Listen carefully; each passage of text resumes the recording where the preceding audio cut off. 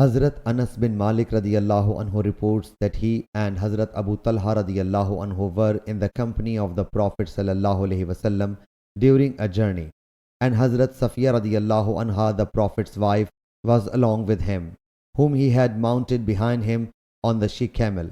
Somewhere the she-camel slipped, and the Prophet sallallahu alaihi wasallam, along with his wife, landed on the ground.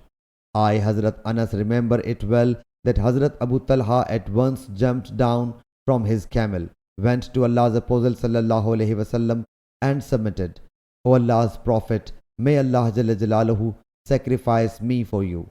Have you received any injury? He sallallahu alaihi wasallam said, No, but it is a must for you to inquire after the lady. So Hazrat Abu Talha covered his face with a cloth and advanced towards Hazrat Safiya. When he put that cloth on her, she got up. Then he tightened the straps of the mount, and both of them rode on it till they reached Medina Munawwara, or he said reached near Medina Munawwara. So the Prophet sallallahu alaihi wasallam said, We are those who return, repent and glorify our Lord Jalla Jalaluhu. He kept on saying it till he sallallahu alaihi wasallam entered Medina Munawwara. Sahih Bukhari Hadith number 3086.